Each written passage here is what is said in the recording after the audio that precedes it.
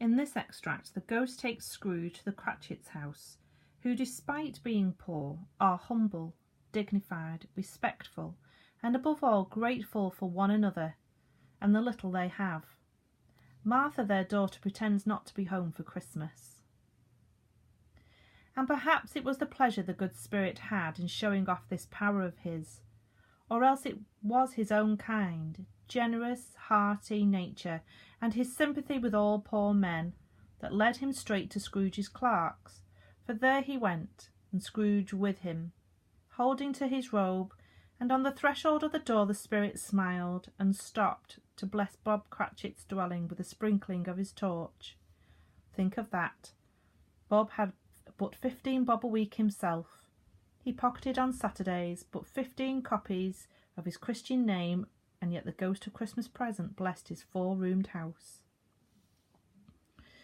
Then up rose Mrs. Cratchit, Cratchit's wife, dressed out but poorly in a twice-turned gown, but brave in ribbons, which are cheap and make a goodly show for sixpence.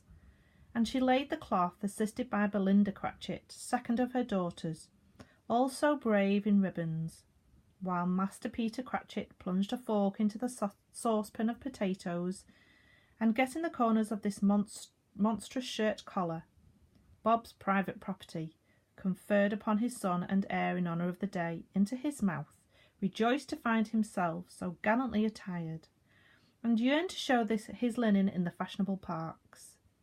And now 2 smaller Cratchits, boy and girl, came tearing in, screaming that outside the baker's they had smelt the goose and known it for their own, and basking in luxurious thoughts of sage and onion. These young Cratchits danced about the table, and exalted Master Peter Cratchit to the skies, while he, not proud, although his collars nearly choked him, blew the fire until the slow potatoes, bubbling up, knocked loudly at the saucepan lid to be let out and peeled. "What has ever got your precious father, then?" said Mrs. Cratchit, "and your brother, Tiny Tim, and Martha warned as late last Christmas Day by half an hour." "Here's Martha, mother," said a girl, appearing as she spoke. "Here's Martha, mother," cried the 2 young Cratchits. "Hurrah! There's such a goose, Martha." "Why, bless your heart alive, my dear, how late you are," said Mrs. Cratchit, kissing her a dozen times and taking off her shawl and bonnet for her with officious zeal.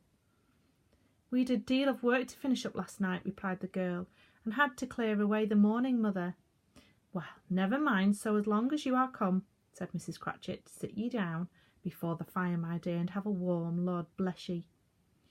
"No, no, there's father coming," cried the 2 young Cratchits, who were everywhere at once. "Hide, Martha, hide." So Martha hid herself, and in came little Bob, the father, with at least 3 feet of comforter exclusive of the fringe hanging down before him, and his threadbare clothes darned up and brushed to look seasonable, and Tiny Tim upon his shoulder. Alas for Tiny Tim, he bore a little crutch, and had his limbs supported by an iron frame. "Why, where's our Martha?" cried Bob Cratchit, looking around. "Not coming," said Mrs. Cratchit. "Not coming?" said Bob, with a sudden declension in his high spirits, for he had been Tim's blood horse all the way from church, and had come home rampant. "Not coming upon Christmas Day?"